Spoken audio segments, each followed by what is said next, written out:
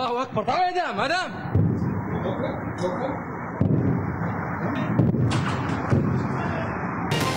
কাতার ও ইরাকের মার্কিন ঘাঁটিতে ইরানের ক্ষেপণাস্ত্র হামলা, দোহায় বিস্ফোরণের শব্দ, আকাশ সীমা সাময়িক বন্ধ ঘোষণা। লন্ডন বৈঠকের মধ্য দিয়ে নির্বাচনী টানেলে দেশ, বললেন আমির খসরু। তারেক রহমানকে চীন সফরে আমন্ত্রণ চীনা কমিউনিস্ট পার্টির। সংস্কার ইস্যুতে অনৈক্য থাকা বিষয়ে গণভোট চায় জামায়াত। নির্বাচনের আগে মৌলিক সংস্কার ও খুনিদের বিচারে আপোষ করবে না এনসিপি। 18 সংসদ নির্বাচনের অনিয়মের খোঁজে দুদক, সংশ্লিষ্টদের তথ্য চেয়ে চিঠি। 13 জেলা নির্বাচন অফিসে অভিযান। অনিয়ম হয়, সরকারি থেকে অতিরিক্ত টাকা নেওয়া হয়, এই মর্মে অভিযোগের ভিত্তিতে আমরা আজকে একটা এনফোর্সমেন্ট অভিযান পরিচালনা করি। সাবেক সিসি নুরুল হুদা 4 দিনের রিমান্ডে। মবে জড়িতদের বিরুদ্ধে ব্যবস্থা জানালেন স্বরাষ্ট্র উপদেষ্টা। দলের কেউ থাকলে ব্যবস্থা নেবে বিএনপি। সারা দেশে পাল্লা দিয়ে বাড়ছে ডেঙ্গু। 24 ঘন্টায় প্রাণ গেছে 2 জনের। হাসপাতালে ভর্তি 392 জন। করোনায় আরও 3 জনের মৃত্যু। এবং শ্রীলঙ্কার বিপক্ষে 16 সদস্যের ওয়ানডে দল ঘোষণা। ফিরেছেন মুস্তাফিজ তাসকিন, জায়গা পেয়েছেন লিটন, নাইম ও শামীম। সংবাদ রাতে দেখছিলেন শিরোনাম। পুরো খবর জুড়ে আপনাদের সঙ্গে আছি আমি তোয়া আফরোজ। শুরুতেই ইরান ইসরায়েল যুদ্ধ প্রসঙ্গ।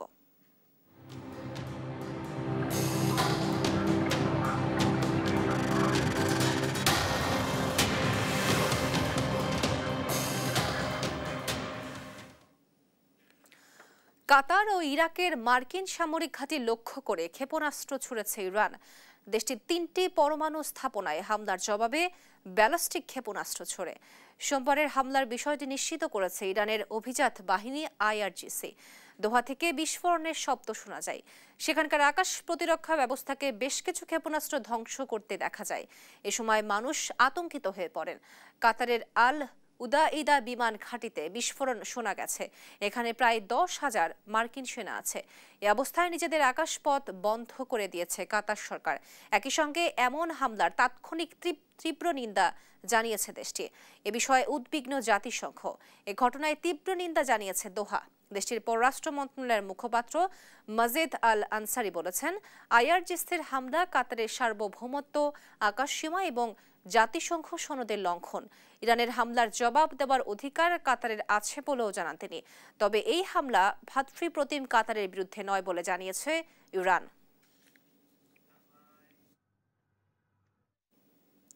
শেষ মুহূর্ত পর্যন্ত যুদ্ধ চালিয়ে যাবে বলেছে ইরান। অন্যদিকে দ্রুত যুদ্ধের অবসান চায় ইসরায়েল। ইরানের খাইবার ক্ষেপণাস্ত্র হামলায় ব্যাপক ক্ষতিগ্রস্ত হয়েছে ইসরায়েল। ফাতেমা তাসনিমের রিপোর্ট। ইরানের খাইবার ক্ষেপণাস্ত্র হামলায় তছনছ ইসরায়েল। আইআরজিসি বলছে প্রথমবারের মতো ছোড়া হয়েছে ক্ষেপণাস্ত্রটি। ফুটেজে দেখা যায় বিকট বিস্ফোরণে খাইবার ক্ষেপণাস্ত্র পড়ছে ইসরায়েলের মহাসড়কে। এছাড়াও ইসরায়েলের বিদ্যুতের ঘাঁটিতে ঘটেছে বিকট বিস্ফোরণ। এতে সাময়িক সময়ের জন্য বন্ধ হয়ে যায় বিদ্যুৎ সরবরাহ। যুক্তরাষ্ট্রের হামলার পর এবার ইসরায়েলও হামলা চালিয়েছে ফোর্দো পারমাণবিক কেন্দ্রে। এমনকি তেহরানের ইভিন জেলখানায় হামলা চালায় আইডিএফ। এছাড়াও পাল্টাপাল্টি হামলার পর তাবরিজ শহরের আকাশে দেখা যায় কালো ধোঁয়া। ইসরায়েলি গণমাধ্যম জানায় হামলায় আইআরজিসির শতাধিক সদস্য নিহত হয়েছেন। ইরানের উপপররাষ্ট্রমন্ত্রী সাইদ খাতিবজাদে জানিয়েছেন, ইরান শেষ মুহূর্ত পর্যন্ত লড়াই করতে প্রস্তুত। 50,000 মার্কিন সেনাকে কফিনে ওভাল অফিসে পাঠানোর কথা বলেছেন ইরানের রাষ্ট্রীয় টেলিভিশনের উপস্থাপক মেহেদি খান আলিজাদে। মধ্যপ্রাচ্যে মার্কিন ঘাঁটিতে হামলা হতে পারে, আইআরজিসির এমন হুমকির পর এবার বোমা ফাটালেন ইরানের এ উপস্থাপক। অন্যদিকে দ্রুত যুদ্ধ শেষ করতে চায় বলে ইরানের কাছে বার্তা পাঠিয়েছে ইসরায়েল। ইসরায়েলি টেলিভিশন 12-এর এক প্রতিবেদন অনুসারে আগামী কয়েকদিনে অপারেশন রাইজিং লায়নের মাধ্যমে নির্মূল করা হবে ইরানের পারমাণবিক কর্মসূচি। ইরানের পররাষ্ট্রমন্ত্রী আব্বাস আরাকচি সোমবার মস্কোয় প্রেসিডেন্ট ভ্লাদিমির পুতিনের সঙ্গে বৈঠকে বসেন। এ সময় ইরানের বিরুদ্ধে আগ্রাসনকে ভিত্তিহীন বলে ইরানের পাশে থাকার প্রতিশ্রুতি দিয়েছেন পুতিন। সহায়তা চেয়ে খামেনির লেখা একটি চিঠিও এ সময় পুতিনের কাছে পৌঁছে দেন ইরানের পররাষ্ট্রমন্ত্রী। চলমান ঘটনাবলী সম্পর্কে আমাদের অবস্থান সুপরিচিত। রাশিয়ার পক্ষ থেকে পররাষ্ট্র মন্ত্রণালয় স্পষ্টভাবে জানিয়েছে, জাতিসংঘের নিরাপত্তা পরিষদে আমরা যে অবস্থান নিয়েছি তারই প্রতিফলন হবে। বৈঠকে আব্বাস আরাকচি বলেন, রাশিয়া ইতিহাসের সঠিক পক্ষে আছে। মার্কিন হামলার নিন্দা জানানোয় ধন্যবাদ জানান পুতিনকে। ফাতেমা তাসনিম, নিউজ ডেস্ক, দেশ টিভি। এবার জাতীয় প্রসঙ্গ। লন্ডন বৈঠকের মাধ্যমে দেশের নির্বাচনী টানেলে প্রবেশ করেছে বলে মন্তব্য করেছেন বিএনপির স্থায়ী কমিটির সদস্য আমির খসরু মাহমুদ চৌধুরী। সোমবার বিকেলে গণফোরামের সঙ্গে বিএনপির লিয়াজু কমিটির বৈঠক শেষে সাংবাদিকদের তিনি বলেন, প্রধান উপদেষ্টার সঙ্গে তারেক রহমানের বৈঠকের পর নির্বাচন নিয়ে সব শঙ্কা কেটে গেছে। মোহাম্মদ আলাউদ্দিনের রিপোর্ট। সম্প্রতি লন্ডনে বাংলাদেশের প্রধান উপদেষ্টা ডক্টর মোহাম্মদ ইউনূসের সঙ্গে বিএনপির ভারপ্রাপ্ত চেয়ারম্যান তারেক রহমানের সাক্ষাৎ হয়। এরপর থেকেই আলোচনার কেন্দ্রবিন্দুতে আসন্ন জাতীয় নির্বাচন। নির্বাচনী প্রস্তুতির অংশ হিসেবে এরই মধ্যে ছোট দলগুলোকে নিজেদের শিবিরে ফেরাতে কাজ শুরু করছে বিএনপি। সোমবার গুলশানে দলটির কার্যালয়ে বিএনপির লিয়াজু কমিটির সঙ্গে গণফোরাম এবং এনডিএম এর বৈঠক তারই আভাস দেয়। আমরা গণফোরাম সহ বিএনপি সহ ক্রিয়াশীল সকল রাজনৈতিক দলগুলো সেখানে ভূমিকা রাখছি। আমরা সেখানে 31 দফা কিভাবে বাস্তবায়ন করা যায় সংস্কার, সেটা আমরা ইতিমধ্যে জাতির কাছে অঙ্গীকার করেছি। সব কাজ আমরা যেটাই করব একত্রিতভাবে করব। জনাব তারেক রহমান যে প্রমিসটা জনগণের জন্য দিয়েছেন, জাতীয় সরকার একটা উনি তৈরি করবেন, সেই জাতীয় সরকার তৈরি করবার জন্য এবং 31 দফাকে বাস্তবায়ন করে বাংলাদেশের জনগণের ক্ষমতায়ন এবং সঠিক গণতন্ত্র ফিরে আনার জন্য আমরা সবাই কাজ করে যাব ইনশাআল্লাহ। এ সময় লন্ডন বৈঠকের মাধ্যমে নির্বাচন নিয়ে সব সংশয় কেটে গেছে জানিয়ে দলটির স্থায়ী কমিটির সদস্য আমির খসরু মাহমুদ চৌধুরী বলেন, বৈঠকের মাধ্যমে নির্বাচনী টানেলে প্রবেশ করেছে দেশ।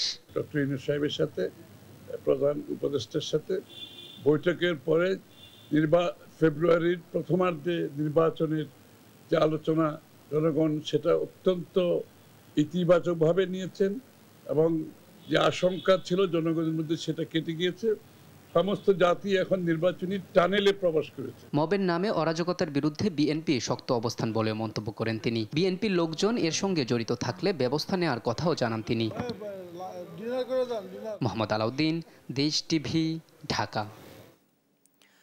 বিএনপির ভারপ্রাপ্ত চেয়ারম্যান তারেক রহমানকে চীন সফরের আমন্ত্রণ জানিয়েছেন সিপিসি পলিট ব্যুরো কংগ্রেসের ডেপুটি লি হংঝং। সোমবার পিপলস গ্রেট হলে বিএনপির সাথে দ্বিপাক্ষিক বৈঠকে কথা জানান তিনি। এ সময় বিএনপির প্রতিনিধি দলের নেতৃত্ব দিয়েছেন বিএনপির মহাসচিব মির্জা ফখরুল ইসলাম আলমগীর।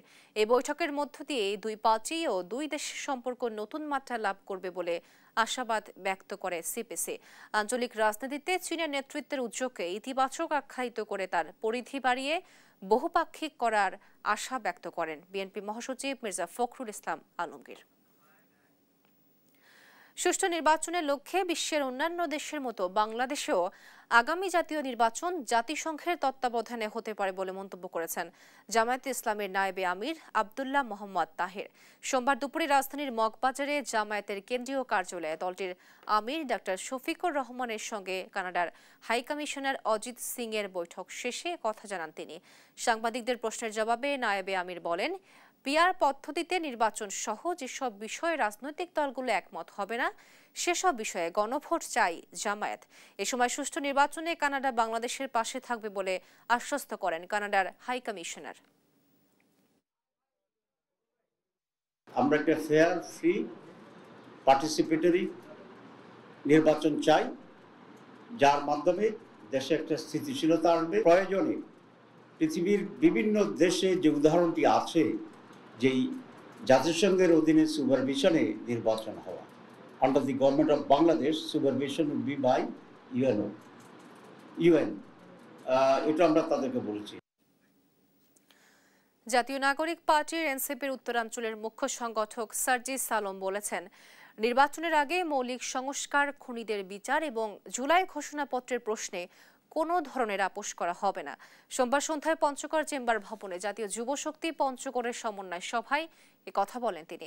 সার্জিস বলেন, নির্বাচনের আগে মৌলিক সংস্কারের ব্যাপারে কোনো ছাড় থাকবে না। খুনিদের বিচার ও জুলাই ঘোষণাপত্র জুলাই মাসে দেওয়ার ক্ষেত্রেও আপোষ হবে না। এ সময় অন্তর্বর্তী সরকারকে দুর্বল হিসাবে দেখতে চান না জানিয়ে সার্জিস বলেন, সরকার যদি নিজেদের দুর্বল হিসাবে প্রকাশ করে তা হবে অভ্যুত্থানের সঙ্গে প্রতারণা। অন্তর্বর্তীকালীন সরকারকে আমরা দুর্বল সরকার হিসেবে দেখতে চাই না। এই অন্তর্বর্তীকালীন সরকার যদি নিজেদেরকে দুর্বল হিসেবে প্রকাশ করে, এটাই হবে তাদের ওই ম্যান্ডেটের সাথে, অভ্যুত্থানের ওই লক্ষ্যের সাথে সবচেয়ে বড় প্রতারণা। দর্শক, রাজধানীর বাংলা মোটরে এনসিপির কার্যালয়ের সামনে ককটেল বিস্ফোরণ হয়েছে। এতে আহত হন 2 জন। বিষয়টি নিয়ে কথা বলছেন নেতারা। আমরা সরাসরি চলে যাচ্ছি সেখানে।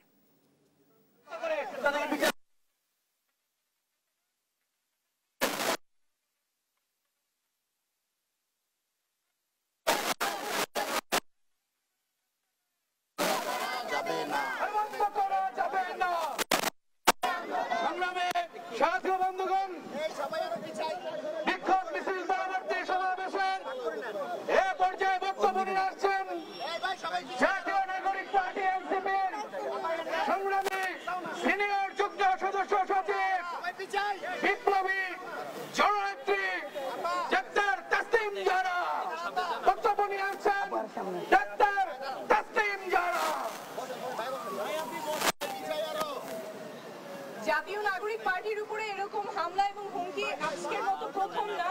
আমাদের তৃণমূলে যে নেতাকর্মীরা আছেন তারা কাজ করছেন, অনেকগুলো হুমকির মুখে তাদের কাজ করতে হচ্ছে। এরকম ঘটনা আরো হয়েছে, আমরা দেখছি আমাদের কেন্দ্রীয় নেতাদের উপরেই হয়েছে।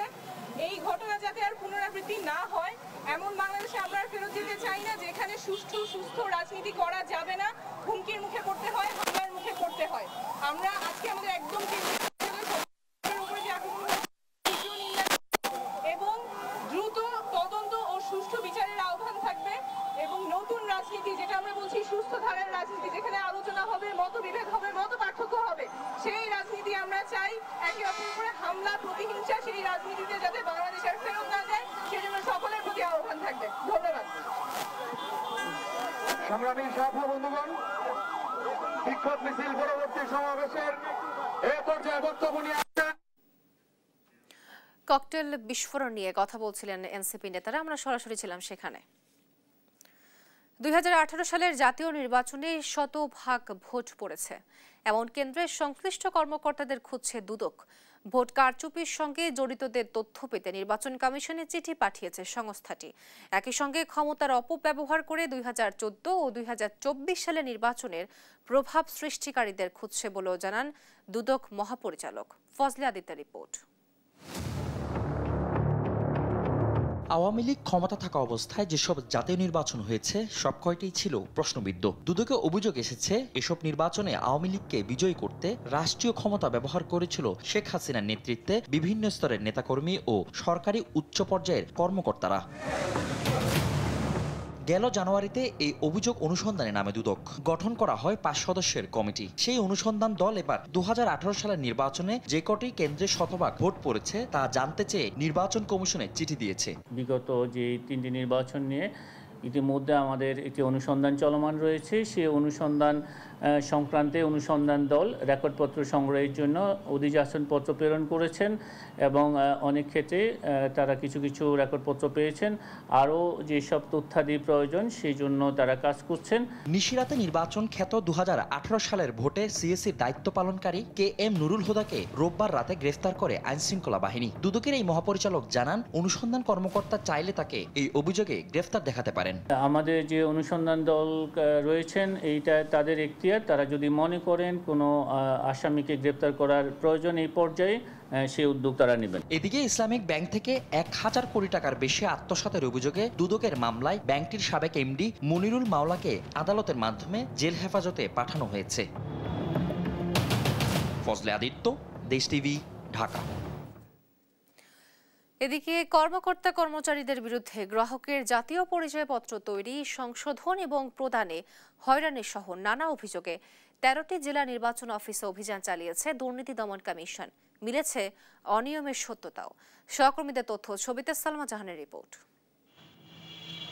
সেবা প্রার্থীরা হয়রানির শিকার হচ্ছেন এমন অভিযোগের ভিত্তিতে 13টি জেলা নির্বাচন অফিসে অভিযান পরিচালনা করছে দুর্নীতি দমন কমিশন। সোমবার দুদকের সম্মানিত জেলা কার্যালয় হতে এই অভিযান পরিচালনা হচ্ছে। সেবা পেতে ভোগান্তি, অনৈতিক লেনদেনের অভিযোগ খতিয়ে দেখতে রাজশাহী আঞ্চলিক নির্বাচন অফিসে অভিযানে দুদক। সোমবার বেলা 11:30টায় সহকারী পরিচালক আমির হোসেনের নেতৃত্বে এই অভিযান হয়। এ সময় অনিয়মের প্রাথমিক সত্যতা পায় সংস্থাটি। আমরা ছদ্মবেশে দুজন গ্রাহকের সাথে কথা বলে জানতে পারি যে নিচতলার আউটসোর্সিংয়ের কর্মচারীরা তাদের কাছ থেকে 230 টাকা করে আদায় করে, যার কোনো রসিদ বা কোনো স্লিপ দেওয়া হয়নি। পরবর্তীতে আমরা চ্যালেঞ্জ করলে তারা কোনো রেজাই চালান আমাদেরকে দেখাতে পারে। এদিকে দুপুর 12টার দিকে ময়মনসিংহের আঞ্চলিক নির্বাচন কার্যালয়ে অভিযান পরিচালনা করে দুর্নীতি দমন কমিশন। এই সময় দুদকের সামনে বিভিন্ন অভিযোগ তুলে ধরেন সেবা প্রার্থীরা। উত্তরা থেকে আজকে আসছি, 1 ঘন্টা লেট হয়েছে। আচ্ছা, 1 ঘন্টা তো লেট হইতেই পারে, ঢাকা থেকে আসছি যেহেতু। 11টার দিকে গেছি, বলে হবে না, আপনার সকাল 10টায় আসতে বলছিলাম, আসেন নাই, এই জন্য আপনার কাজটা হবে না, আপনি সামনের মাসের 5 তারিখে আসেন। ভোটার আইডেন্টি কার্ডের ফটো আমার তাই নেহানো আছে, ওইগুলো নিয়ে আমি কাগজপত্র নিয়ে ঘুরি। তা আবার পরে তো কয় যে আমরা মেসেজ যাব, আপনি জানেন। হ্যাঁ, তারিখ আর তারিখ কবে আমু, মঙ্গলবার আইন, এর সামনের সপ্তাহে আইন, এই যে এরকম ঘুরার পরে তো আমি ঘুরতেই আছি। আমি 1 বছর আগে আবেদন করছিলাম, 1 বছর আগে আবেদন করার পরে 2বার আসছি। আমার বলছে আপনার ফোনে একটা SMS যাবে, কিন্তু SMS আজ পর্যন্ত আসে নাই। যদিও অনিয়মের অভিযোগ অস্বীকার করে নির্বাচন কর্মকর্তার দাবি, শতভাগ সেবা নিশ্চিতে কাজ করছেন তারা। মানুষ কাজকর্মগুলো মুলতবি থাকতেই পারে, সেটা আমরা দেখবো যদি হয়ে থাকে কিছু এরকম, তবে আমরা আন্তরিকভাবে আমরা সেবা দিচ্ছি এখানে। আর দুদক বলছে সুনির্দিষ্ট অভিযোগের প্রেক্ষিতে অভিযান পরিচালনা করে অনিয়মের সত্যতা মিলেছে। অভিযানকালে প্রথমে আমরা কিছু সেবা গ্রহীতাদের জিজ্ঞাসাবাদ করছি এবং কয়েকজনকে জিজ্ঞাসাবাদে আমরা এখানে গ্রাহক সেবা ও হয়রানির প্রাথমিক সত্যতা পেয়েছি এবং এই সংক্রান্ত বিভিন্ন রেকর্ডপত্র আমরা এখান থেকে সরবরাহ করতেছি। রেকর্ডপত্রের আলোকে পরবর্তীতে আমরা আমাদের প্রতিবেদন কমিশন বরাবর দাখিল করব। দুর্নীতির অনুসন্ধানে নওগাঁ নির্বাচন অফিসও হানা দেয় দুদক। অভিযানের বিস্তারিত গণমাধ্যমকে সংবাদ বিজ্ঞপ্তির মাধ্যমে জানানো হবে বলে জানায় দুদকের জনসংযোগ বিভাগ। সালমা জাহান, নিউজ ডেস্ক, দেশ টিভি। বাংলাদেশের জাতীয় সংসদ নির্বাচন ইতিহাসে অন্যতম কালো অধ্যায় 2018। আর সেই সময় যার কাঁধে দায়িত্ব ছিল নির্বাচনের, তিনি AKM নুরুল হুদা। বলা হয় সেই সময় দিনের ভোট হয়েছিল রাতেই। সেই KM নুরুল হুদার 4 দিনের রিমান্ড মঞ্জুর করেছেন আদালত। এদিকে সাবেক সংসদ সদস্য সাবিনা আক্তার তুহিন ও মোহাম্মদ ফয়সাল বিপ্লবকে কারাগারে পাঠানো হয়েছে। এই ছিমেলের রিপোর্ট। বিগত 3টি জাতীয় নির্বাচনে অনিয়ম কারচুপির মূল হোতা সাবেক 3 CEC-কে আসামি করে সম্প্রতি মামলা করে বিএনপি। রোববার রাজধানীর উত্তরা থেকে গ্রেপ্তার হন রাতের ভোটের কারিগর সাবেক CEC AKM নুরুল হুদা। সোমবার বিকেলে তাকে নেওয়া হয় CMM আদালতে। একই সঙ্গে আদালতে তোলা হয় আটককৃত সাবেক MP সাবিনা আক্তার তুহিন সহ মুন্সিগঞ্জ 3 আসনের সাবেক MP মোহাম্মদ ফয়সাল বিপ্লবকে। কড়া নিরাপত্তার মধ্য দিয়ে আদালতে আনা হয় তাদের। সাবেক CEC AKM নুরুল হুদার বিরুদ্ধে 11 অভিযোগ এনে 10 দিনের রিমান্ড আবেদন করেন পুলিশের তদন্ত কর্মকর্তা। সার্বিক পরিস্থিতি বিবেচনায় 4 দিনের রিমান্ড মঞ্জুর করেন বিচারিক আদালত। আপনারা জানেন যে এই বিতর্কিত নিশিরাতের প্রধান নির্বাচন কমিশনার AKM নুরুল হুদা ছিল শেখ হাসিনার একজন অত্যন্ত সহযোগী এবং আস্থাভাজন ব্যক্তি। এদিকে নুরুল হুদা যে ধারায় অভিযুক্ত হয়েছেন সেগুলো কোনো নির্বাচন কমিশনের কর্মকর্তা নয়, বরং প্রার্থী ও ভোটারদের উপর বর্তায় বলে দাবি আইনজীবীর। যে মামলায় পেনাল কোডের যে ধারাগুলোতে অভিযুক্ত করা হয়েছে সে সকল ধারাগুলো বেইলেবল সেকশন এবং ওই ধারাগুলো নির্বাচন কমিশনের কোনো কর্মকর্তার উপরে লাই করে না। এবং আমরা বলেছি যে এই ধারাগুলো শুধু নির্বাচনের যে প্রার্থী এবং ভোটারদের উপরে এই ধারাগুলো বর্তায়। অতএব বিজ্ঞ আদালতকে আমরা এটি বুঝাতে সক্ষম হয়েছি। 2018 সালের জাতীয় নির্বাচনের সময় প্রধান নির্বাচন কমিশনার ছিলেন AKM নুরুল হুদা। AH হিমেল, দেশ টিভি, ঢাকা। রাতের ভোট, আমি ডামি নির্বাচন, এই ছিল 2014 থেকে 2024 পর্যন্ত বাংলাদেশের 3টি নির্বাচনের চিত্র। এভাবেই ধ্বংস করা হয় দেশের নির্বাচন ব্যবস্থাকে। আর এর নেতৃত্বে ছিলেন সাবেক 3 CEC কাজী রকিবউদ্দিন আহমেদ, KM নুরুল হুদা ও কাজী হাবিবুল আওয়াল। বর্তমানে KM নুরুল হুদা গ্রেফতার হয়ে রিমান্ডে গেলেও বাকি 2জন ধরাছোঁয়ার বাইরে। ইউসুফ ভুইয়া রিপোর্ট। রাতের ভোট, আমি ডামি নির্বাচন, এই ছিল 2014 থেকে 2024 বাংলাদেশের 3টি নির্বাচনের চিত্র। এভাবেই দেশের নির্বাচনী ব্যবস্থাকে ধ্বংস করে দেওয়া হয়। ভোটাধিকার থেকে বঞ্চিত হন সাধারণ ভোটাররা। নির্বাচন ব্যবস্থাকে এভাবে ধ্বংস করে দেওয়ার নেতৃত্বে ছিলেন সাবেক 3 প্রধান নির্বাচন কমিশনার কাজী রকিবউদ্দিন আহমদ, KM নুরুল হুদা ও কাজী হাবিবুল আউয়াল।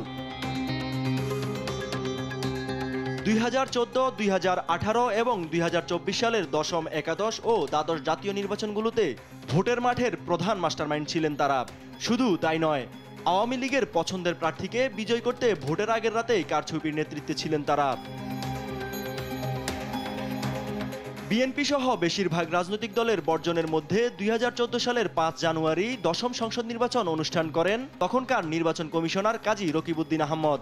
সেই নির্বাচনে 300 আসনের মধ্যে 153টিতে আওয়ামী লীগের প্রার্থী বিনা প্রতিদ্বন্দ্বিতায় সংসদ সদস্য হন। সেই সংসদকে বিনা ভোটের সংসদ আখ্যা দিয়েছিল বিএনপি।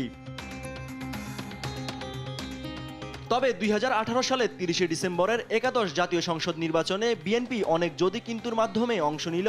সেই নির্বাচনে আগের রাতে ভোট হওয়ার অভিযোগ ওঠে। মধ্যরাতেই শেষ হয়ে যায় ভোট কাস্টিং। সকালে কেন্দ্রে গিয়ে ভোটাররা দেখেন তাদের ভোট আগেই দেওয়া হয়ে গেছে। নিশিরাতের এই মূল কারিগর ছিলেন KM নুরুল হুদা। এরপর 2024 সালের 7 জানুয়ারি দ্বাদশ সংসদ নির্বাচন বর্জন করে বিএনপি ও সমমনা দলগুলো। তবে সেই নির্বাচন অংশগ্রহণমূলক দেখাতে শরিক ও বিরোধী দল জাতীয় পার্টির জন্য আসন ছেড়ে দেয় আওয়ামী লীগ। নির্বাচনে প্রতিদ্বন্দ্বিতা বাড়াতে দলীয় প্রার্থীর পাশাপাশি নিজেদের দলের নেতাদের স্বতন্ত্র প্রার্থী হিসেবে দাঁড় করান, যা আমি ডামি নির্বাচন হিসেবে পরিচয় পায়। আর এই নির্বাচনের দায়িত্বে ছিলেন কাজী হাবিবুল আউয়াল। এভাবেই একের পর এক ভোটবিহীন নির্বাচন উপহার দেন সাবেক এই 3 প্রধান নির্বাচন কমিশনার। তাদের কারণে সৃষ্টি হয় দেশের রাজনৈতিক সংকট। তবে সম্প্রতি গ্রেপ্তার করা হয়েছে 2018 সালের নির্বাচন কমিশনার KM নুরুল হুদাকে। বাকিরা এখনো ধরাছোঁয়ার বাইরে। ইউসুফ ভুইয়া, দেশ টিভি, ঢাকা। দেখছেন সংবাদ রাত। KM নুরুল হুদাকে লাঞ্ছিতের ঘটনাকে মব জাস্টিস উল্লেখ করে ধরনের আচরণকে অনাকাঙ্ক্ষিত বলেছেন স্বরাষ্ট্র উপদেষ্টা জাহাঙ্গীর আলম চৌধুরী। বলেন, আইন শৃঙ্খলা বাহিনীর উপস্থিতিতে এমন ঘটনা উদ্বেগজনক। এতে বাহিনীর কারো দায়িত্বে অবহেলা থাকলে তদন্ত করে ব্যবস্থা নেওয়ার কথা জানান তিনি। এদিকে ঘটনার নিন্দা জানান পরিবেশ উপদেষ্টা সৈয়দা রেজওয়ানা হাসান। আরো জানাচ্ছেন অঙ্কন চৌধুরী। বিশ্ব পরিবেশ দিবস ও পরিবেশ মেলা উপলক্ষে সচিবালয়ে সংবাদ সম্মেলন করেন পরিবেশ উপদেষ্টা সৈয়দ রেজওয়ানা হাসান। জানান, বর্তমান সরকার একটি আদর্শ সময়ে দায়িত্ব পাননি, তারপরও একটি আদর্শ পরিবেশ তৈরির চেষ্টা চলছে। প্রশ্নের জবাবে তিনি জানান, সাবেক সিইসি নজরুল হুদাকে আটকের সময় যে ঘটনা ঘটেছে তা নিন্দনীয়। সরকার একটা বিবৃতি দিয়ে কেবল নিন্দা জানায়নি, সরকার এই কথাটাও বলেছে যে এই ব্যাপারে প্রয়োজনীয় পদক্ষেপ গ্রহণ করা হবে। কথা হচ্ছে যে কেন পারা যাচ্ছে না, এটা প্রত্যেকেরই আসলে আত্মবিশ্লেষণের একটা জায়গা আছে। হ্যাঁ, আমরা খুব একটা আদর্শ পরিবেশে দায়িত্বভারটা গ্রহণ করি নাই এবং আমরা এর লোক ওর লোক এটা সবসময় শুনি। সে অর্থে আমাদেরকে কিন্তু ইস্যু ভিত্তিক কাজ করে যেতে হচ্ছে, বিষয়টাকে প্রাধান্য দিয়ে কাজ করতে হচ্ছে। এদিকে গাজীপুরের কালিয়াকৈরের মৌচাকে হর্টিকালচার সেন্টারে পরিদর্শন করেন স্বরাষ্ট্র উপদেষ্টা জাহাঙ্গীর আলম চৌধুরী। পরে সাংবাদিকদের প্রশ্নের জবাবে তিনি বলেন, সাবেক সিইসি KM নজরুল হুদাকে আটকের সময় যে মব জাস্টিস হয়েছে তা কোনোভাবেই গ্রহণযোগ্য নয়। এতে কারো গাফিলতি থাকলে ব্যবস্থা নেওয়া হবে। বাট ওনার যেভাবে করা হয়েছে যে মব জাস্টিস, এটা হলো কোনো অবস্থায় গ্রহণযোগ্য না। এটার সাথে যদি কোনো আইন শৃঙ্খলা বাহিনী জড়িত থাকে তাদের বিরুদ্ধে আমরা আইনানুগ ব্যবস্থা নেব। এ সময় সাবেক আরেক সিইসি হাবিবুল আউয়ালের গ্রেপ্তারের খবর ভিত্তিহীন বলে উড়িয়ে দেন স্বরাষ্ট্র উপদেষ্টা। হাবিবুল আউয়াল ওই যে আগে চিফ ইলেকশন কমিশনার অ্যারেস্ট হয়েছে, ইনফ্যাক্ট এখন পর্যন্ত অ্যারেস্ট হয়নি। অ্যারেস্ট হয়েছে নুরুল হুদা সাহেব। নিউজ ডেস্ক, দেশ টিভি। সাবেক সিইসি KM নুরুল হুদাকে লাঞ্ছিতের ঘটনায় বিএনপির কেউ জড়িত থাকলে তদন্ত করে ব্যবস্থা নেওয়া হবে বলে জানিয়েছেন দলটির স্থায়ী কমিটির সদস্য সালাউদ্দিন আহমেদ। আর নুরুল হুদাকে গ্রেফতারের সময় এবং আদালতে যারা অসদাচরণ করেছে তাদের শাস্তির দাবি করেন দলটির সিনিয়র যুগ্ম মহাসচিব রুহুল কবির রিজভী। এদিকে অবৈধ ভোটের কারিগরদের পরিণতি সম্পর্কে বর্তমান কমিশনকে সতর্ক করেন জয়নুল আবেদিন ফারুক। নাইম আফসানের রিপোর্ট। আওয়ামী লীগকে ক্ষমতায় টিকিয়ে রাখতে 2018 সালে রাতের ভোটের অন্যতম ছিলেন সাবেক সিইসি AKM নুরুল হুদা। রোববার রাতে রাজধানীর উত্তরার একটি বাসা থেকে তাকে আটক করে গলায় জুতার মালা পরিয়ে দেয় বিক্ষুব্ধ জনতা। সাবেক সিইসিকে লাঞ্ছিত এই ঘটনায় ভিডিও সামাজিক যোগাযোগ মাধ্যমে মুহূর্তেই ভাইরাল হয়ে ওঠে। সোমবার এ নিয়ে কথা বলেন বিএনপি নেতারা। দলটির স্থায়ী কমিটির সদস্য সালাউদ্দিন আহমেদ ফোন আলাপে সাংবাদিকদের বলেন, নুরুল হুদাকে লাঞ্ছিতের ঘটনায় বিএনপির কেউ জড়িত থাকলে তদন্ত করে ব্যবস্থা নেওয়া হবে। এটি একটি বিচ্ছিন্ন ঘটনা। যদি বিএনপির যে কোনো নেতাকর্মী এই ঘটনা জড়িত থাকে, তদন্ত করে তার বিরুদ্ধে ডিসিপ্লিনারি অ্যাকশন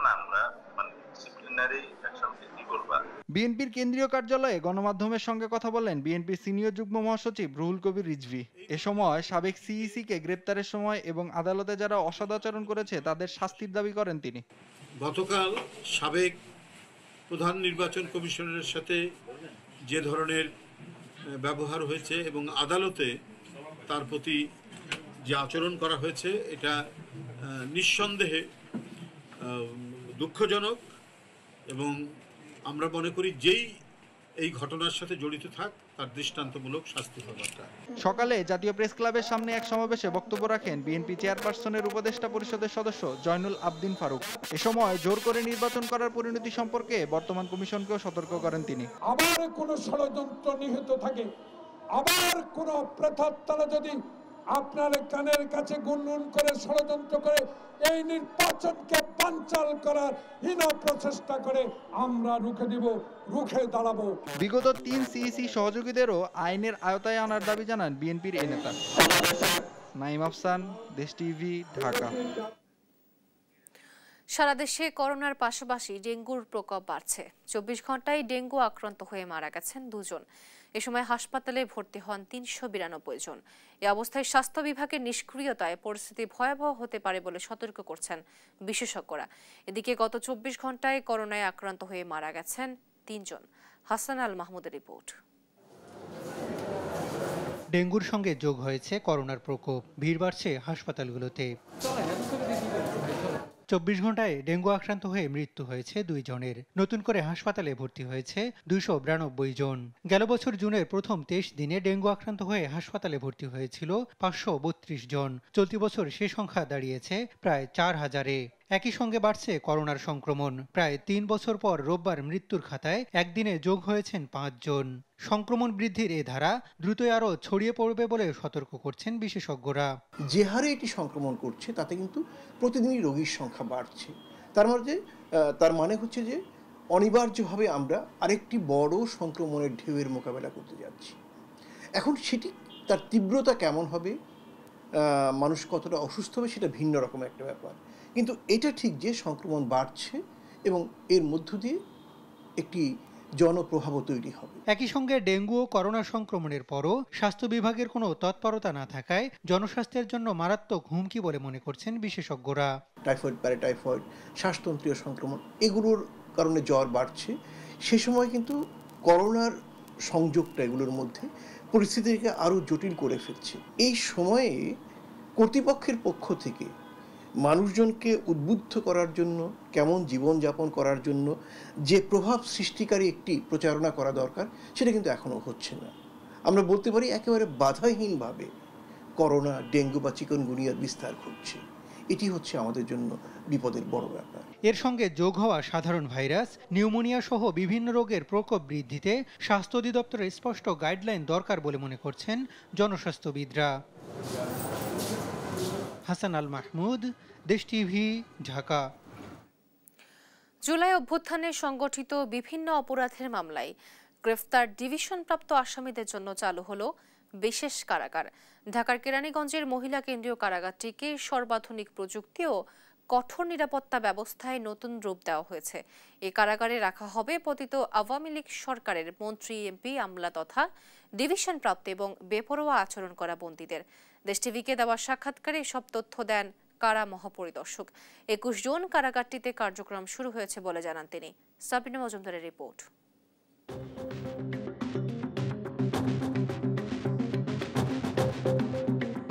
গেল গেল বছরের ৫ আগস্ট হাসিনা সরকারের পতনের পর জুলাই আগস্ট গণহত্যার অভিযোগে পতিত আওয়ামী সরকারের এমপি আমলাদের বিরুদ্ধে মামলা হয়েছে প্রায় ৩,০০০। এসব মামলায় এ পর্যন্ত গ্রেপ্তার হয়ে কারাগারে আছেন সাবেক আইনমন্ত্রী আনিসুল হক, সাবেক নৌমন্ত্রী শাহজাহান খান সহ প্রায় ৩০০ জন সাবেক প্রধানমন্ত্রীর ঘনিষ্ঠ ব্যক্তি। বিচার না হওয়া পর্যন্ত কারাবিধি অনুযায়ী এসব বন্দী ডিভিশন পাচ্ছেন। কঠোর নজরদারিতে ডিভিশনপ্রাপ্ত এই আসামিদের এক ছাদের নিচে রাখতে বিশেষ কারাগার চালু করেছে সরকার। কেরানীগঞ্জের মহিলা কেন্দ্রীয় কারাগারকে রূপ দেয়া হয়েছে বিশেষ বন্দিশালায়, যাকে মডেল কারাগার হিসেবে বলছেন কারা কর্তৃপক্ষ। ২১শে জুন থেকে এর কার্যক্রম চালু হয়েছে বলে জানান কারা মহাপরিদর্শক ব্রিগেডিয়ার জেনারেল সৈয়দ মোহাম্মদ মোতাহের হোসেন। ২১শে জুনে আমরা চালু করেছি। ঝুঁকিপূর্ণ যারা বন্দী আছেন তাদেরকে এখানে রাখার পরিকল্পনা গ্রহণ করেছে। কারাগারে বিভিন্ন অনিয়মের অভিযোগ আছে, তাদেরকে আমরা নিয়ন্ত্রণ করতে পারছি না, এরকম টাইপের কিছু বন্দীকে আমরা এখানে রাখার চেষ্টা করব। বাট মোস্টলি এই কারাগারটা হবে মানে একটা বড় অংশ থাকবে হচ্ছে ডিভিশনপ্রাপ্ত বন্দীরা, যাদের বিভিন্ন জায়গায় ছড়িয়ে ছিটিয়ে আছেন, তাদের আসলে কার্যক্রমগুলোকে মনিটর এবং ফলো আপ করা আমাদের জন্য একটা চ্যালেঞ্জিং বিষয় হয়ে দাঁড়িয়েছে।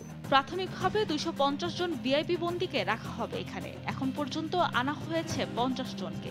বিশেষ এই কারাগারের নিরাপত্তা নিশ্চিতের জন্য থাকছে অত্যাধুনিক সিসিটিভি, বডি ক্যামেরা সহ এআই নজরদারির মতো ব্যবস্থা বলেও জানান কারা মহাপরিদর্শক।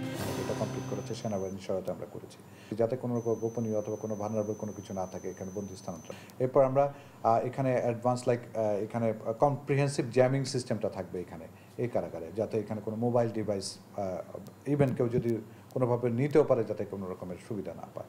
এরপরে এন্ট্রিগুলো প্রপার করার জন্য আমরা এখানে বডি স্ক্যানার আছে, লাগেজ স্ক্যানার আছে। এখানে যারা ডিউটি পালন করবেন তাদের আমরা বডি ক্যাম দিয়ে তাদেরকে ডিউটি করবে, যাতে ওইখানে তাদের কার্যক্রমগুলো তারা ডিউটিতে কী কাজ করছে, কারারক্ষীরা অথবা আমাদের কর্মকর্তা কর্মচারী যারা ভিতরে দায়িত্ব পালন করে তারা কিন্তু সবাই কিন্তু নিজস্ব ক্যাম নিয়ে যাবেন। সিসিটিভিতে কিন্তু আমরা এআই ইনকর্পোরেট করার চেষ্টা করেছি, যেখানে হচ্ছে কোনো রকমের সাসপিশিয়াস মুভমেন্টগুলো অটোমেটিক্যালি ডিটেক্ট করবে এবং তারা আমাদেরকে নোটিফাই করবে। টেলিফোনেও আমাদের এআই ইনকর্পোরেট করা হয়েছে, যেখানে হচ্ছে তারা সাসপিশিয়াস কথাবার্তাগুলো রেকর্ড করবে অথবা আমাদেরকে ওয়ার্নিং জেনারেট করবে কেউ যদি অযাচিত কোনো কথাবার্তা বলে থাকে। এছাড়া বন্দীদের নিরাপত্তা ও এই কারাগারের সুষ্ঠু ব্যবস্থাপনার জন্য এখানকার কর্মকর্তাদের দেয়া হয়েছে বিশেষ প্রশিক্ষণও। তাদেরকে বিশেষভাবে প্রশিক্ষিত করার ব্যবস্থা অলরেডি করা হয়েছে।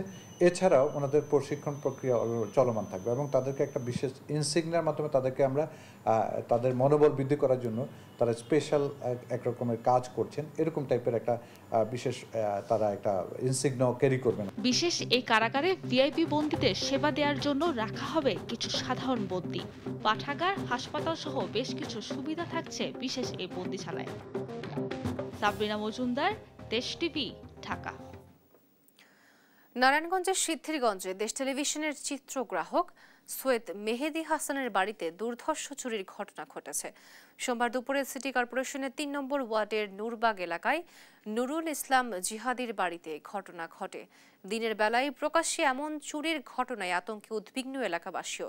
চিত্রগ্রাহক মেহেদি ও তার পরিবার জানায়, এদিন সকালে তারা আত্মীয়র বাড়িতে বেড়াতে যান, পরে দুপুরে ফিরে এসে দেখে দরজার তালা ভাঙা, ঘরের স্বর্ণ গয়না সহ আলমারিতে থাকা নগদ টাকা চুরি করে আসবাবপত্র ভেঙে পালিয়েছে দুর্বৃত্তরা। এ সময় ওই বাড়ির মালিক সহ স্থানীয়রা শান্ত নামের এক প্রতিবেশী যুবককে আটকের চেষ্টা করলে সে হুমকি দিয়ে পালিয়ে যায়। এ ঘটনায় জড়িতদের গ্রেফতার সহ চুরি হওয়া স্বর্ণ অলংকার সহ টাকা উদ্ধারের চেষ্টা চলছে বলে জানান সিদ্ধিরগঞ্জ থানার ওসি শাহিনুর আলম। আমার ক্যাশ টাকাও নিছে, তার উপরে আমার স্বর্ণ ছিল 1 ভরির উপরে 1 ভরি 5 আনার মতো স্বর্ণ। 1 ভরি 5 আনি স্বর্ণ ছিল আমার বউয়ের আর কি বিয়ের, ওগুলা সব নিয়ে গেছে। হঠাৎ করে বাইরে গেছিল, আর তো বাইরে গেলে একসাথে পরিবার সহ হয়ে যায়। তো আজকেও বাইরে গেছিল কিছু সময়ের জন্য, ওই সময় বাইরে থেকে আসছে, আমিও বাসার বাইরেই ছিলাম। তা আসার পর আমার ডাক দিয়ে বললো যে ওনার বাসায় তালা তুলা ভেঙে ওখানে জিনিসপত্র উল্টা পাল্টা করে ফেলছে। পরে আমি সহ গেলাম, দেখে আসলাম। দেখছেন সংবাদ রাত।